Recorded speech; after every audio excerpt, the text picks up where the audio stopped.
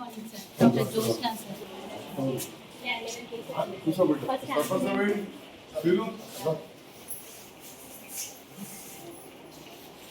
Harish okay అయితే అది బాగా డ్రింక్ చేసి మొత్తం ఒకటే పక్కన లేకుండా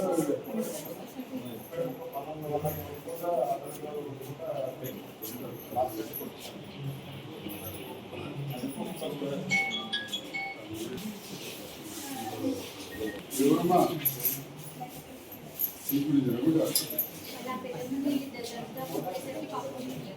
ఆమె గుంజిన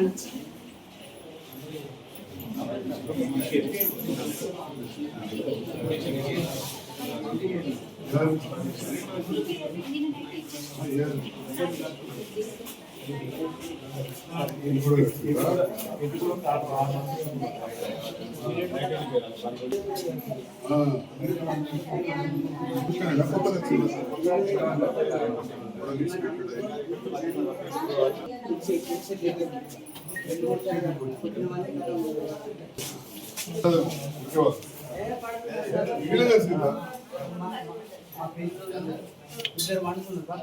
అనుకున్నాక ఈమెను వరుకుతుంది మా పిల్లలు వేసి ఒక్కటి బండి కానుక చాలా చిక్కినాయి ఇద్దరు బట్టి నేను వెనక నుంచి 2-3 సార్లు కొట్టిన తర్వాత కదా ఎగాడు ఇక ఏంటంటే పట్ట అందరు కొట్టుకుంటా పైపోతుంది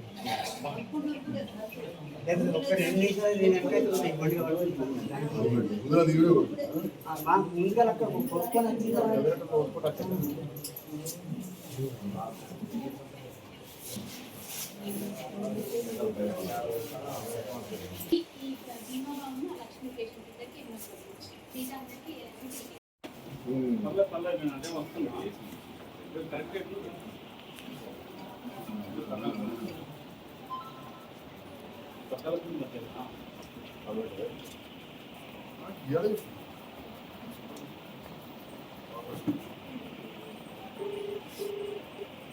నియోజకవర్గం బట్టపల్లి కోటారం గ్రామంలో కుక్కలు దాదాపు టోటల్ పేషెంట్స్ కూడా 11 మంది పైన దాడి చేస్తే హాస్పిటల్కి వచ్చింది. ఇంకా కొందరేమో త్రుటిలో తప్పించుకున్నారు.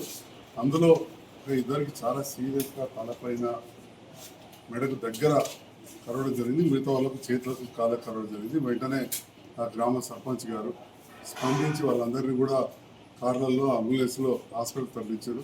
ఆ హాస్పిటల్ డాక్టర్స్ స్టాఫ్ సిస్టరమ్మలు పారామెడికల్ స్టాఫ్ అందరూ కూడా వెంటనే వాళ్ళందరూ కూడా కట్టగట్టి ఇవన్నీ చేయడం జరిగింది.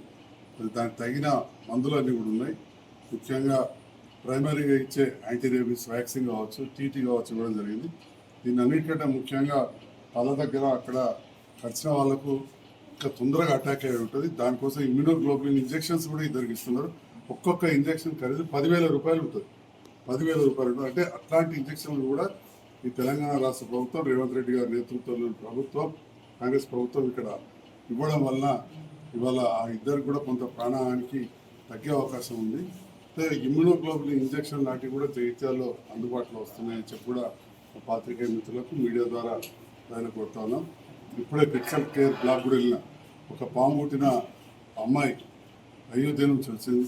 ఆమె కూడా స్నేక్ వినం ఇవ్వడం అవన్నీ కూడా దాంతో కూడా అమ్మాయి కూడా చాలా స్టేబుల్గా ఉన్నది.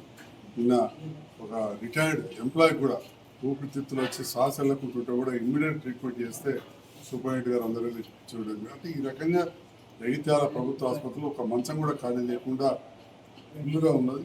గౌరవ ముఖ్యమంత్రి రేవంత్ రెడ్డి గారిని ప్రత్యేకంగా కోరడంతో ఉమ్మడి జిల్లాలోనే అతిపెద్ద కొత్త హాస్పిటల్ ఎక్కడికి మంజూరైందంటే జగిత్యాల 450 పడకల ఆసుపత్రి 235 కోట్లు మంజూరు అవడం కాదు, పనులు కూడా ప్రారంభమైనవి. అంటే ఇప్పుడున్న ఈ హాస్పిటల్ కంటే 4.5 అంతల పెద్దది కొత్త హాస్పిటల్ వస్తున్నది. ఇవన్నీ కూడా ప్రజలకు సేవ అందుబాటులో ఉంటాం. మరి డాక్టర్లు అందరూ కూడా సిస్టర్లు గొప్ప సేవ చేస్తున్నారు.